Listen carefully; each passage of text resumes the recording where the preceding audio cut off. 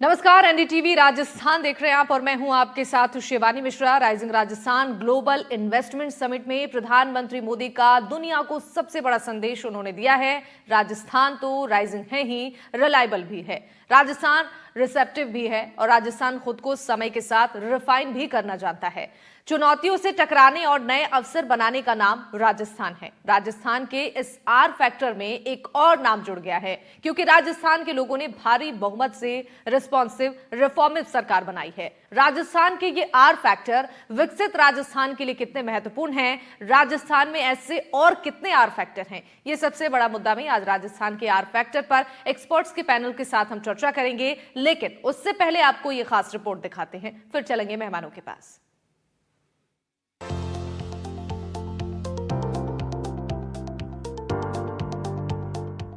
उम्मीदों के आसमान में राजस्थान तरक्की की नई उड़ान भरने को तैयार है। जयपुर में निवेशकों का जमावड़ा लग चुका है और विकास की बयार तेज करने की मुहिम शुरू हो चुकी है। एक साल से कम के कार्यकाल में इतने बड़े आयोजन की तारीफ तो हर कोई कर रहा है। खुद पीएम भी भजनलाल सरकार की तारीफ करने से खुद को रोक नहीं सके।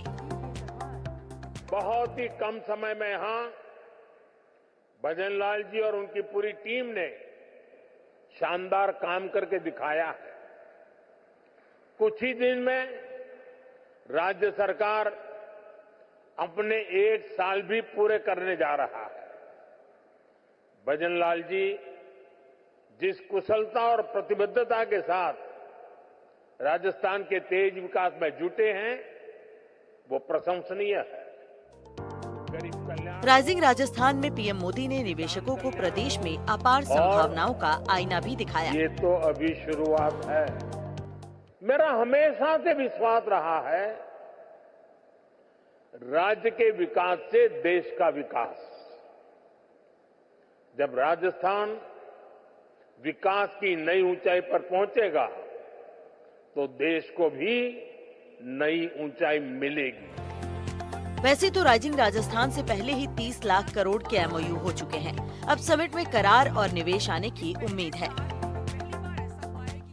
माननीय प्रधानमंत्री जी की प्रेरणा और उनका मार्गदर्शन से ही राज्य में पहली बार ग्लोबल इन्वेस्टमेंट समिट का आयोजन हो रहा है, जिसमें 32 देशों द्वारा भाग लिया जा रहा है। हमने राज्य में विभिन्न क्षेत्रों में निवेशकों को प्रोत्साहन करने के लिए न केवल 10 नई महत्वपूर्ण नीतियां लागू की हैं, बल्कि ईज ऑफ डूइंग बिजनेस के क्षेत्र में भी ठोस कदम उठाए हैं, जिसके फलस्वरूप राज्य में निवेश को लेकर एक अभूतपूर्व माहौल बना है। इस समिट के प्रारंभ होने से पूर्व ही 35 लाख करोड़ रुपए से अधिक के एमओयू संपादित किए जा चुके हैं। खास बात यह है कि जिन उद्योगपतियों का राजस्थान से खास नाता रहा है, वो भी प्रदेश की विकास यात्रा में शामिल होने के लिए तैयार खड़े हैं। अडानी ग्रुप की ओर से एपीएसईजेड के सीईओ करण अडानी ने ऐलान किया कि अगले 5 साल में अडानी ग्रुप राजस्थान में 7.5 लाख करोड़ का निवेश करेगा। ये निवेश ग्रीन एनर्जी इकोसिस्टम में होगा। 6 मिलियन टन कैपेसिटी के नए सीमेंट प्लांट लगेंगे। इसके साथ ही airport, multi modal logistic plant से ट्रांसफॉर्मेशन होगा। Your vision for doubling the state GDP in the next 5 years gives us immense confidence to further expand our investment in this state. Let me now take this opportunity to outline some of our investment plans in Rajasthan. The Adani Group plans to invest over rupees 7.5 lakh crores across various sectors of the state economy, with over 50% of this investment being made over the next 5 years. निवेश की नई उड़ान के सहभागी Vedanta group के chairman Anil Agarwal और Aditya Birla group के chairman Kumar Mangalam Birla भी बने। मुझे गर्व है, हिंदुस्तान जिंक, केन, हमने अभी तक 1 लाख करोड़ का इन्वेस्टमेंट किया है। 1 लाख लोगों को एम्प्लॉयमेंट प्रदान किया है। 5000 कंपनियों को उससे लाभान्वित हुई है और उनका काम चल रहा है। हमारा एक्सपेंशन का काम चालू है। बहुत दिलो दिमाग से काम चल रहा है। इसको हम 3 गुना राजस्व को बढ़ा देंगे। 1,50,000 करोड़ राजस्व देश को जाएगा उसमें से 40,000 करोड़ राजस्थान गवर्नमेंट को आएगा। The state's vision for developed Rajasthan 2047, we believe, is a bold commitment to industrial growth, job creation, eradicating poverty, and elevating the standard of living, a vision that inspires and aligns with our aspirations for a thriving and prosperous Rajasthan. Rajasthan's rise is inevitable, and I believe that there are 4 foundational factors for that.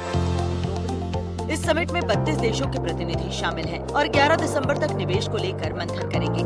10 दिसंबर को प्रवासी Rajasthan conclave होगा, तो वहीं सरकार की ओर से राजस्थानियों के लिए किए जा रहे प्रयासों पर चर्चा होगी।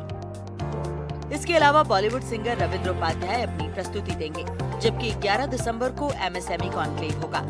कुल मिलाकर ये तय माना जा रहा है कि प्रदेश के इतिहास में ये समिट मील का पत्थर बनने जा रहा है। Bureau report, NDTV, Rajasthan. Rising Rajasthan को लेकर प्रधानमंत्री नरेंद्र मोदी ने क्या कुछ कहा है, वो भी सुनाते हैं आपको। राजस्थान राइजिंग तो है ही, रिलायबल भी है।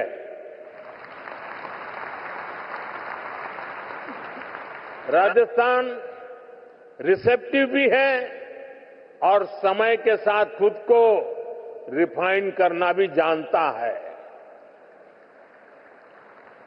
चुनौतियों से टकराने का नाम है राजस्थान। नए अवसरों को बनाने का नाम है राजस्थान। राजस्थान के इस आर फैक्टर में अब एक और पहलू जुड़ चुका है। तो आपने सुना प्रधानमंत्री नरेंद्र मोदी को, और चलिए अब चलते हैं, हमारे मेहमान हमारे साथ जुड़ रहे हैं। परिचय के साथ चर्चा को आगे बढ़ाते हैं। हमारे साथ शैलेश कौशिक जी हैं, बीजेपी प्रवक्ता, बहुत स्वागत है आपका। सुरेश अग्रवाल जी हैं, अध्यक्ष FORTI के, आपका भी बहुत स्वागत है। नीलम मित्तल हमारे साथ हैं, एरिया डायरेक्टर BNI यानी कि बिजनेस नेटवर्किंग इंटरनेशनल के, बहुत स्वागत है आपका। सी अनीश पाटनी हमारे साथ, गवर्नमेंट सब्सिडी एक्सपर्ट हैं, आपका भी बहुत स्वागत है। और शुरुआत अनीश जी से मैं करना चाहूंगी। अनीश जी, देखिए, आज का दिन राजस्थान के लिए बहुत महत्वपूर्ण रहा। प्रधानमंत्री ने जैसा कि कहा कि राजस्थान में अपार संभावना है, आर फैक्टर पर बात हुई है, लेकिन हम आपसे ये जानना चाहेंगे कितना फायदा इसका राजस्थान की जनता को मिलेगा, जो कोशिश की जा रही है राजस्थान सरकार की तरफ से। जी मैम, मैं सबसे पहले बताना चाहूंगा कि आज हमारे लिए बहुत ही गर्व का दिन है, क्योंकि जो समिट आज राजस्थान में देखा गया, मैं पिछले 10 साल से इस फील्ड से जुड़ा हुआ हूँ, लोगों को सब्सिडी के बारे में कंसल्टेंसी देते आया हूँ, मगर जो माहौल और जो उत्साह मैंने आज लोगों में देखा, इन्वेस्टर्स में देखा, वो आज से पहले बिलीव कीजिए कभी भी नहीं देखने को मिला। राजस्थान में जैसा कि PM मोदी साहब ने कहा कि हमारी जो राजस्थान की रिप स्कीम है, राजस्थान इन्वेस्टमेंट प्रमोशन स्कीम, उसका लेटेस्ट वर्जन 2024 अभी लेके आया गया, और उसके बाद नई 9 स्कीमें और इस साल हमारे राजस्थान गवर्नमेंट ने हमारी पब्लिक के लिए जोड़ी है जी। और वो स्कीम्स जो हैं, उसको पढ़ के ये एहसास होता है कि हमारी गवर्नमेंट एक्चुअल में इस बार पब्लिक को बेनिफिट देना चाहती है, इन्वेस्टमेंट को अट्रैक्ट करना चाहती है। और ये आपने ड्यूरिंग द समिट देखा भी होगा, अडानी साहब ने 7.5 लाख करोड़ रुपए का इन्वेस्टमेंट अनाउंस किया और ये बताया कि हमारा राजस्थान मिनरल्स में, टूरिज्म में, मिलेट्स में, सोलर एनर्जी में कितनी चीजों में प्राथमिकता प्राप्त करता है और कहाँ कहाँ इन्वेस्टमेंट अपॉर्चुनिटीज क्रिएट होती हैं। और जहां तक स्कीम्स की मैं बात करता हूं, तो आज से पहले कभी भी रिप्स, जितनी भी रिप्स आई हैं, रिप्स 3 आई, 10 आई, 14 आई, 19 आई, 22 आई और ये 24 भी आई। तो इस स्कीम को पढ़ के ऐसा लगता है कि गवर्नमेंट का जो एग्रेशन है, specially towards agro and food processing sector, towards the tourism sector, वो बहुत ही अद्भुत है, बहुत ही सराहनीय है। बिल्कुल अनीश, यानी कि जो कोशिश सरकार की ओर से की जा रही है, वाकई इससे हर वर्ग को फायदा मिलने वाला है। नीलम जी का रुख करना चाहूंगी। नीलम मित्तल, जरा ये बताइए कि आज जो समिट हमने देखा, जितनी खुशी राजस्थान की जनता के चेहरे पर नजर आई, उतनी ही खुशी यहाँ के इन्वेस्टर्स जो यहाँ पर देश और विदेश से पहुंचे थे, उनके चेहरे पर भी देखने को मिली है। जी बिल्कुल सही कहा शिवानी जी आपने। एक्चुअली जो ये आर फैक्टर का जो स्टेप लिया गया है हमारे माननीय पीएम साहब मोदी जी के थ्रू, तो उसमें अगर आप देखेंगे तो खुशी केवल राजस्थान के व्यापारियों को या इन्वेस्टर्स को या फिर इंडस्ट्रियल लोगों को नहीं है, बल्कि जो यहाँ पे 32 देशों के प्रतिनिधित्व आए हैं उनके लिए भी है, क्योंकि राजस्थान एक क्षेत्रफल के व्यापक से अगर देखा जाए तो सबसे बड़ा एरिया वाला स्टेट है और यहाँ पे हर चीजों की संभावनाएं हैं। पहली बार ऐसा हुआ है कि जो राइजिंग राजस्थान के थ्रू राजस्थान के कल्चर, वहां पे होने वाले चीजें, उत्पादन और इंडस्ट्रियल लोगों के लिए एक बहुत बड़ा प्लेटफॉर्म हमारे पीएम मोदी जी के थ्रू क्रिएट किया गया है। तो खुशी क्यों नहीं होगी, क्योंकि आने वाले टाइम में रोजगार की अपार संभावनाएं हैं। यहाँ की लैंड का सबसे अच्छा व्यापक जो उपयोग है वो अब इन्वेस्टर करेंगे, क्योंकि पानी की कमी अब नहीं देखी जा रही है। डेजर्ट होने के बावजूद भी खनिज पदार्थ यहाँ पे मतलब प्रचुर मात्रा में उपलब्ध है, तो क्यों नहीं राजस्थान के लोगों के चेहरे पर खुशी होगी। बिल्कुल बिल्कुल सही कहा आपने। एक बार सुरेश जी के पास भी चलेंगे। सुरेश जी देखिए, आज बहुत महत्वपूर्ण राजस्थान के लिए आज का दिन रहा और अगले 3 दिन भी बेहद महत्वपूर्ण, चूंकि तमाम निवेशक पहुंचे हुए हैं और जिस तरीके से राजस्थान में पानी की समस्या, रोजगार की समस्या, शिक्षा, पर्यटन, हर क्षेत्र की जो परेशानियां थी, अब सबको उम्मीद है इस 3 दिन के अंदर जो MOU होने वाले हैं उससे हर क्षेत्र में फायदा मिलने वाला है। Thank you very much Shivani ji. बिल्कुल आपने भी बात सही कही है। तकरीबन 33 लाख करोड़ रुपए के MOU अभी तक हो चुके हैं और 33 लाख करोड़ बहुत बड़ी एक रकम है जिसके माध्यम से इंडस्ट्रियां राजस्थान में आने वाली है। अभी पहले भी 3 समिट इन्वेस्टमेंट की हुई है और ये पहली समिट है जहां पे माननीय प्रधानमंत्री श्री नरेंद्र मोदी जी खुद इसमें उपस्थित रहे हैं, उन्होंने उद्घाटन किया है। तो अगर आप राजनीतिक कारणों से भी देखोगे तो इस समिट का महत्व बहुत ज्यादा बढ़ गया है। और साथ के साथ एक जो और बड़ी चीज इस बार हुई है वो ये है कि इसकी पूरी की पूरी मॉनिटरिंग के लिए हमारे माननीय प्रधानमंत्री जी ने दिल्ली में भी एक टीम रखी है जो इसकी पूरी मॉनिटरिंग करेगी। तो इसका रिजल्ट ये आएगा कि ये जो मॉनिटरिंग होनी थी, जो पहले किसी कारण से 3 बार नहीं हो पाई, इस वजह से हमारे उम्मीद ज्यादा जग रही है कि इस बार हमारा इन्वेस्टमेंट काफी संख्या में यहाँ पे इन्वेस्ट होगा और इंडस्ट्रियां आएगी। इंडस्ट्री आएगी तो रोजगार भी मिलेगा, डेवलपमेंट भी होगा। और राजस्थान अगर आप किसी भी तरह से देखो, आज रोड की दृष्टि से देखो तो रोड का साधन बहुत अच्छा है। आप रेलवे फ्रेट कॉरिडोर पूरा चालू होने के बाद राजस्थान से बढ़िया फ्रेट रेलवे का साधन कहीं पूरे हिंदुस्तान में नहीं होगा। तो मेरा ये सोचना है या हमारा व्यापारियों का ये सोचना है कि डेफिनेटली राजस्थान इस समिट के बाद बहुत बड़ी तरक्की की तरफ करेगा। माननीय प्रधानमंत्री जी के 2047 के विजन को 100% हम यहाँ सक्सेस करेंगे। माननीय मुख्यमंत्री श्री भजन लाल जी ने भी इस समिट के लिए बहुत मेहनत की है। तो उम्मीद ये की जा रही है कि ये समिट इनकी वजह से इस बार 100% सफलता की ओर बढ़ेगी। बिल्कुल ठीक है, शैलेश जी का रुख कर लेते हैं। शैलेश जी, प्रधानमंत्री ने भी आज तारीफ कर दी है मुख्यमंत्री भजन लाल शर्मा की कि 1 साल के अंदर बहुत ही बेहतर काम किया है भजन लाल की टीम ने, भजन लाल सरकार ने। तो एक मुहर तो लग ही गया। साथ ही ये जानना चाहेंगे आपसे कि अब एक बड़ी जिम्मेदारी भी है, हर क्षेत्र में निवेश हो रहा है राइजिंग राजस्थान के जरिए, तो एक बड़ी जिम्मेदारी की हर वर्ग का ध्यान रखना है। अब इस निवेश के बाद से कितनी बड़ी अपॉर्चुनिटी राजस्थान की जनता के लिए है ये?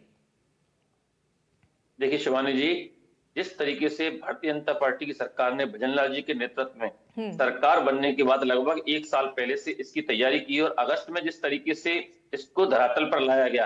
आप देखिए, समिट पहली बार भी और इससे पहले भी हुई, और चाहे किसकी सरकार में हुई मैं उस विषय पर नहीं जानता, लेकिन उन समिटों में जो कमी रही या जिस कारण से निवेशक आने के बाद भी चले गए, जिस कारण से धरातल पर नहीं आया, उन सब कमियों को रिव्यू किया गया और किस तरीके से उसमें सुधार करके निवेशकों को आकर्षित किया जाए और किस तरीके से अगस्त से लेकर दिसंबर तक टाइम बाउंड प्रोग्राम के तहत चाहे मंत्री जी हो, चाहे मुख्यमंत्री जी हो, चाहे और सब लोगों ने मेहनत की, आज उसका सार्थक परिणाम राजस्थान की धरा पर आया है। तमाम आर्थिक विशेषज्ञ आपके पैनल मौजूद हैं, सब जिस तरीके से तारीफ कर रहे हैं, इसके लिए निश्चित रूप से राजस्थान की जनता का एक बहुत बड़ा हित होगा। चाहे ऊर्जा के सेक्टर में हो, चाहे कृषि के सेक्टर में हो, चाहे खनिज के सेक्टर में हो, चाहे विशेष रूप से पर्यटन के सेक्टर में हो, वाइल्ड लाइफ हो, चाहे डेस्टिनेशन मैरिज हो, चाहे किसी तरीके का हो, हर सेक्टर की माननीय प्रधानमंत्री ने तारीफ की। और जिस तरीके से माननीय भजन लाल जी ने इस पर व्यापक तैयारी की और जिस तरीके से आज राजस्थान के क्षेत्र में हुआ है, निश्चित रूप से कह सकते हैं कि अगला सुनहरा भविष्य और अगला राजस्थान का इतिहास बहुत सुनहरा होने वाला है। अगले 5 सालों में राजस्थान की जनता देखेगी कि अगर सरकार की इच्छा शक्ति हो तो काम करने में दिक्कत नहीं आती। और इसका सबसे बड़ा उदाहरण पहले साल में मंत्री भजनलाल जी ने इसका आयोजन कर निवेशकों के विश्वास को सुरक्षित रखा और निवेशकों को भी लगा कि समय सरकार के पास भी है और हमारे पास भी है। बिल्कुल ठीक है। अनीश जी के पास एक बार जाना चाहूंगी। अनीश जी, सबसे पहले अगर हम बात करें राजस्थान में पर्यटन के लिहाज से यहाँ पर बहुत महत्वपूर्ण माना जाता है, तमाम पर्यटक यहाँ पर पहुंचते हैं। ऐसे में इस समिट के बाद जो व्यापारी वर्ग हैं, जो निवेशक हैं, क्या फायदा उनको होने वाला है? साथ ही साथ राजस्थान की जनता को क्या इसका फायदा मिलेगा? पर्यटन के अवसर बढ़ते हैं तो?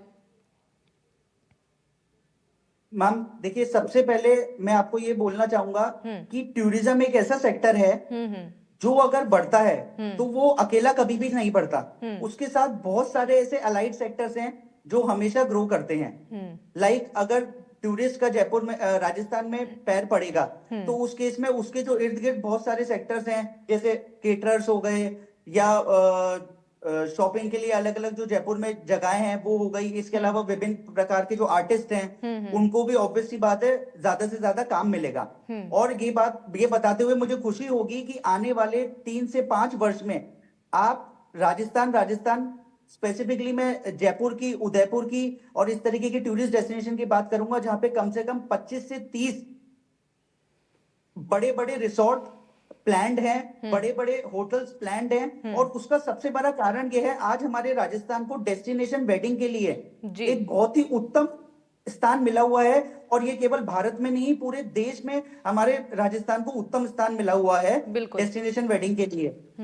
खासकर आप बात करें तो कोई दिल्ली का व्यापारी वर्ग का आदमी है या फिर कोई फिल्म स्टार हैं, अभिनेता हैं, अभिनेत्री हैं, आपने देखा होगा कोई रणथंभौर में शादी कर रहा है, कोई उदयपुर में शादी कर रहा है। और ये रीजन है कि हमारी राजस्थान सरकार इसको बहुमूल्य तरीके से जानती है। इस चक्कर में उन्होंने इस बार रिप्स 2024 के साथ साथ राजस्थान यूनिट टूरिज्म पॉलिसी 2004 भी स्पेसिफिकली लॉन्च की है। और उसमें कई जगहों पे सरल व्यवहार वो किया है ताकि और आसानी से लोग अपने कंप्लायंस कर सके और बिजनेस में ज्यादा से ज्यादा ध्यान दे सकें। यानी बहुत महत्वपूर्ण आपने ये बात कही है कि सिर्फ निवेशकों को ही नहीं, यहाँ के जो आर्टिस्ट हैं, यहाँ के जो व्यापारी वर्ग हैं, यहाँ की जो जनता है, उसको भी इसका फायदा मिलेगा। नीलम जी का रुख करना चाहूंगी। नीलम जी, हर क्षेत्र की बात हुई है, हर डिपार्टमेंट की यहाँ पर बात हमने की है। और राइजिंग राजस्थान समिट को जब संबोधित कर रहे थे मुख्यमंत्री तो महिलाओं का भी जिक्र उन्होंने किया। आपसे ये समझना चाहेंगे ये समिट महिलाओं को सशक्त बनाने के लिए कितनी महत्वपूर्ण होगी? महिलाओं को हर क्षेत्र में आगे बढ़ाने का कितना मौका इस समिट के बाद हम देखने को हमें मिल सकता है? बिल्कुल, बहुत सही क्वेश्चन पूछा शिवानी जी और सही पर्सनालिटी से पूछा आपने। राजस्थान में आज भी अगर हम देखें तो महिलाएं व्यापार के क्षेत्र में, इंडस्ट्रीज के क्षेत्र में कहीं ना कहीं पिछड़ी हुई है। इस समिट के दौरान जो अभी आपका क्वेश्चन था अनीश जी से, तो यहाँ पे रोजगार की संभावनाएं बहुत बढ़ गई हैं। चाहे होटल इंडस्ट्रीज हो, चाहे हमारी पर्यटक इंडस्ट्रीज हो, चाहे हमारा फूड से रिलेटेड प्रोडक्ट हो या कुछ भी, तो उसमें महिलाओं के लिए रोजगार की संभावनाएं इस 8 समिट के फैक्टर से 4 गुना बढ़ गई है। अभी तक भी राजस्थान महिलाओं के एंटरप्रेन्योरशिप में पिछड़ा हुआ है। 20% महिलाएं हैं जो खुल के सामने आके इंडस्ट्रीज या व्यापार कर रही है या बिजनेस में अपना रोल अदा कर रही हैं। लेकिन मुझे लगता है कि अब राजस्थान की जो महिलाएं हैं वो भी सक्षम हुई हैं। और इस समिट के दौरान जब इन्वेस्टर आएंगे, क्योंकि राजस्थान एक कृषि प्रधान देश कहते हैं और कहीं ना कहीं यहाँ पर हम सोचते हैं कि फंड की लिक्विडिटी की कमी रहती है, तो जब इन्वेस्टर आएंगे तो व्यापार की संभावनाएं बढ़ेंगी और कहीं ना कहीं जो पढ़ी लिखी राजस्थानी महिलाएं हैं वो कहीं ना कहीं आगे आएंगी। और जो गाँव और जो रिमोटेस्ट एरिया है जहाँ की महिलाएं काम करती हैं बट फ्रंट में नहीं आ पाती क्योंकि कहीं ना कहीं वही फंड की कमी रहती है, तो वो भी खुल के सामने आएंगी। तो महिलाओं के लिए जो मैं डायरेक्ट कहूंगी कि जो हमारे माननीय मुख्यमंत्री जी और माननीय हमारे मोदी जी ने जो काम किया है, प्रयास किया है इस आर फैक्टर के थ्रू, राइजिंग राजस्थान के थ्रू, तो महिलाओं का योगदान आने वाले 5 वर्षों में आप सभी देखेंगे। बिल्कुल सही कहा आपने। सुरेश जी के पास चलेंगे। सुरेश जी, प्रधानमंत्री ने भी संबोधित करते हुए आर फैक्टर का जिक्र किया है। इस आर फैक्टर को लेकर सभी ने सराहना भी की है। आपसे ये जानना चाहेंगे राजस्थान के लिए ये आर फैक्टर और क्या हो सकते हैं? मुख्यमंत्री ने और प्रधानमंत्री ने तो तमाम बड़ी बातें बताई हैं, और ये आर फैक्टर कितना महत्वपूर्ण है, कितना लाभदायक होगा? देखो, आर फैक्टर जो है वो डेफिनेटली इसमें कामयाब होगा। और रिलायबिलिटी की बात की हमारे माननीय प्रधानमंत्री मोदी जी ने, और बात की कि राजस्थान का जो व्यापारी है या राजस्थान है, वो एक ऐसा राजस्थानी लोग है जो चुनौतियों का स्वीकार करता है, चुनौतियों से लड़ता है, और चुनौतियों के साथ साथ वो अवसर की तलाश करता है। आज अगर आप पुराने टाइम में देखें तो राजस्थान का ही व्यापारी एक ऐसा व्यापारी है जो आसाम के लास्ट कॉर्नर या दुनिया के लास्ट कॉर्नर में पहुंचा। पहले एक कहावत, जहां ना पहुंचे बैलगाड़ी वहां पहुंचे मारवाड़ी।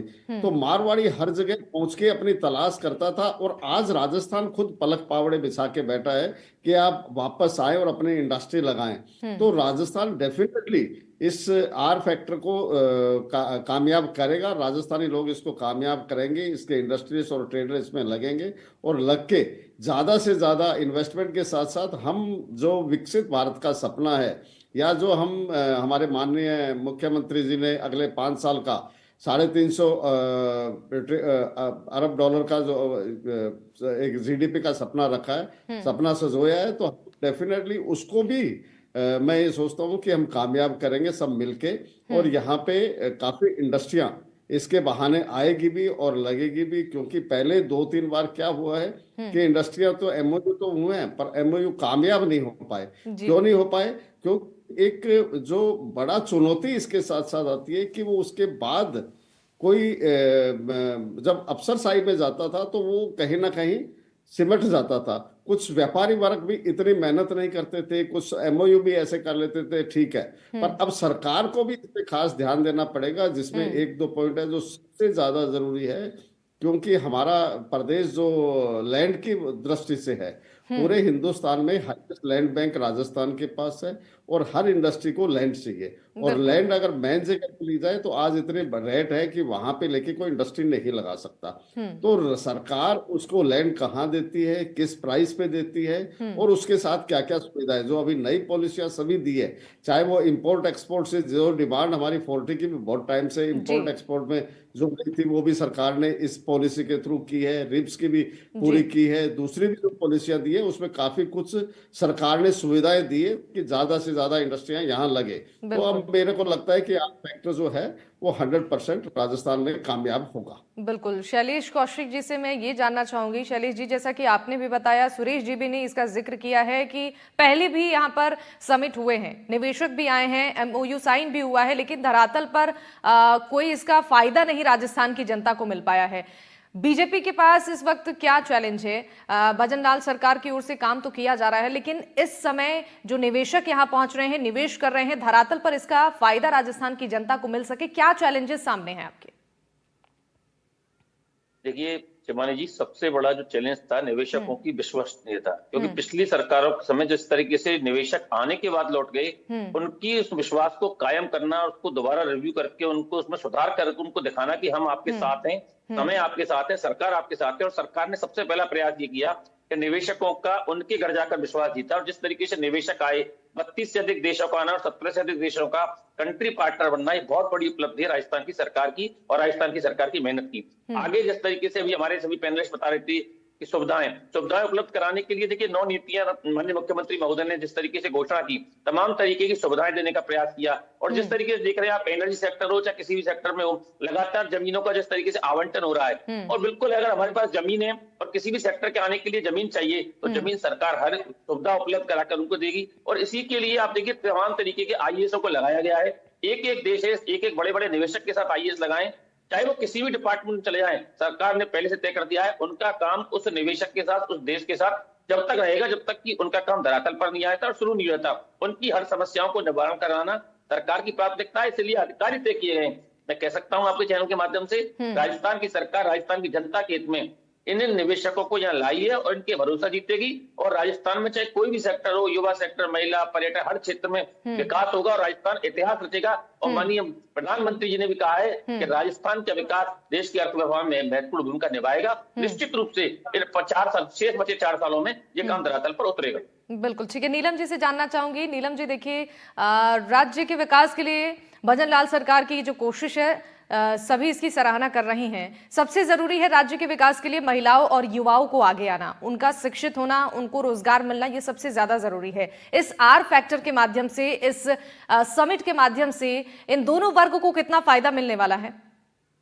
बहुत अच्छा, क्योंकि जो आज हमारे माननीय प्रधानमंत्री जी ने जो घोषणा करी है वो रोजगार और जो स्टार्टअप के लोग हैं उनके लिए और महिलाओं के लिए भी इन्होंने बराबर ध्यान रखते हुए योजनाएं की हैं। तो ये घोषणाओं के बाद आप देखेंगे कि ना केवल हमारे इंडस्ट्रियल लोगों के वर्क के थ्रू इनको रोजगार मिलेगा, आने वाले जितने भी हमारे रिमोटेस्ट एरिया हैं जहां पे महिलाएं आज भी बिछड़ी हुई हैं, अगर आप वहां जाके उनका सर्वे करें तो उन लोगों के लिए जो इन्होंने रोड का, रोजगार का, पानी की समस्याओं का और बहुत सारे इंफ्रास्ट्रक्चर पे वर्क करने की जो बात करी है, तो गांव की जो महिलाएं हैं वो इंफ्रास्ट्रक्चर में भी जब अपना योगदान देगी, शिक्षा के क्षेत्र में बहुत सारे जब विश्वविद्यालय खुलेंगे, यहाँ पे यूनिवर्सिटीज आएंगी गांव के एरिया में, तो जब हमारा राजस्थान की महिलाएं पढ़ेंगी, बच्चे पढ़ेंगे, तो रोजगार की संभावनाएं अपने आप आएंगी। क्योंकि अडानी जैसे ग्रुप, टाटा जैसे ग्रुप, बिरला जैसे ग्रुप के जब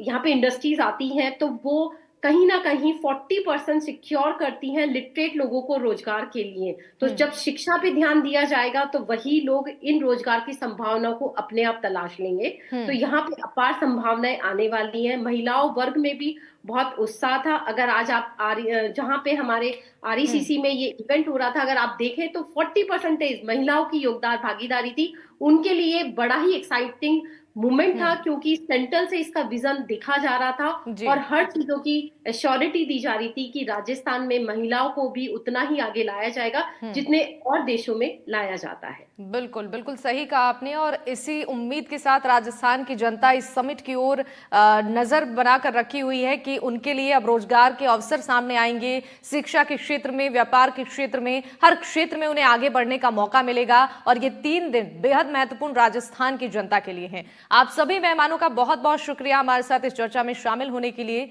शैलेश कौशिक जी हमारे साथ थे, सुरेश अग्रवाल जी थे, नीलम मित्तल हमारे साथ थी, और इसके अलावा हमारे साथ CA अनीश पाटनी जी थे। आप सभी का बहुत शुक्रिया NDTV राजस्थान के साथ अपना कीमती वक्त साझा करने के लिए। और इसी के साथ इस चर्चा में फिलहाल के लिए बस इतना ही। तमाम खबरों के लिए आप देखते रहिए NDTV राजस्थान। नमस्कार।